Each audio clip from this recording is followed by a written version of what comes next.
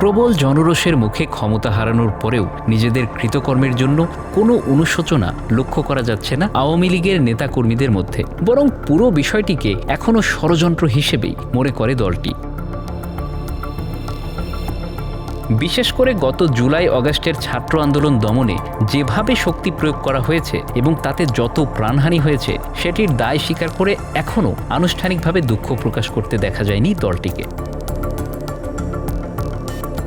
দলটির শীর্ষ নেতারা এখনও বিশ্বাস করেন যে গণ অভ্যুত্থানের নামে পরিকল্পিত ষড়যন্ত্রের মাধ্যমে শেখ হাসিনাকে উৎখাত করে দেশটাকে বাধ্য করা হয়েছে।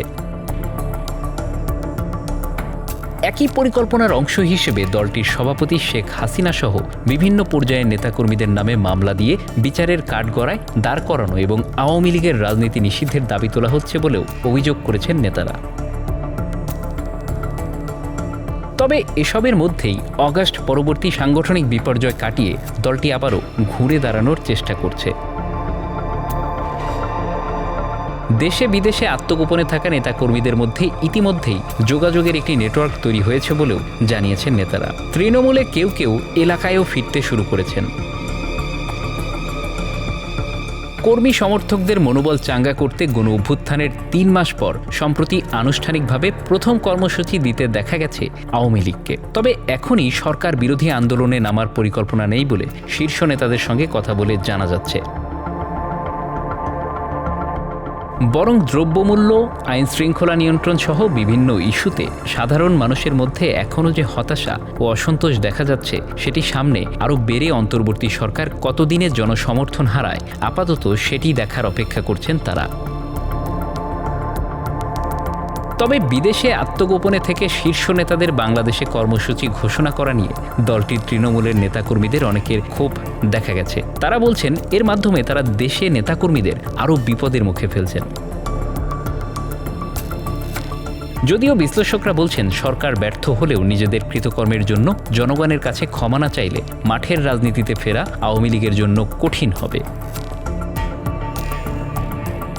বাংলাদেশের সাম্প্রতিক গণ অভ্যুত্থান শুরু থেকেই পরিকল্পিত ষড়যন্ত্র হিসেবে চিহ্নিত করে আসছে আওয়ামী লীগ। গত জুলাইয়ের কোটা সংস্কারের দাবিতে আন্দোলন চলাকালে দেশে সহিংস পরিস্থিতি তৈরি হওয়ার পর তৎকালীন প্রধানমন্ত্রী ও আওয়ামী লীগ সভাপতি শেখ হাসিনাই প্রথম ষড়যন্ত্রের কথা উল্লেখ করেন। ক্ষমতা হারানোর ৩ মাস পরেও আওয়ামী লীগ একই কথা বলছে।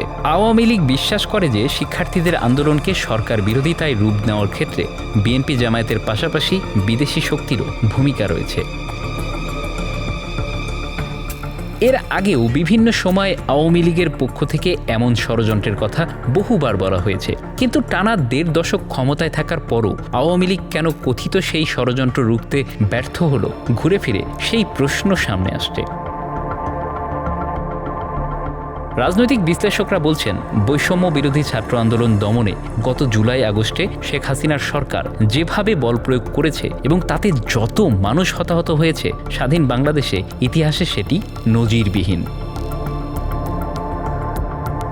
অন্তর্বর্তী সরকারের প্রাথমিক তালিকা অনুযায়ী আন্দোলন চলাকালে ৩ সপ্তাহে ৮৫০র বেশি মানুষ নিহত হয়েছেন, যাদের বেশিরভাগই মারা গেছেন গুলিতে। এছাড়া আহত হয়েছেন ২০,০০০-এরও বেশি। তাদের মধ্যে অনেকেই হাত, পা এবং চোখ হারিয়েছেন, পুঙ্গুত্ব বরণ করেছেন কেউ কেউ। কিন্তু হতাহতের এসব ঘটনার পুরো দায় নিতে চায় না আওয়ামী লীগ। তারা বলছেন এই আন্দোলনে একটা তৃতীয় পক্ষ ছিল, যাদের গুলিতে সাধারণ মানুষ নিহত হয়েছে। গণ অভ্যুত্থানকে পরিকল্পিত ষড়যন্ত্র বললেও টানা ১.৫ দশক ক্ষমতায় থাকাকালে আওয়ামী লীগ যে কিছু ভুল করেছে সেটি অবশ্য স্বীকার করেছেন দলটির কোনো নেতাকর্মীরা। Bangla affairs news desk.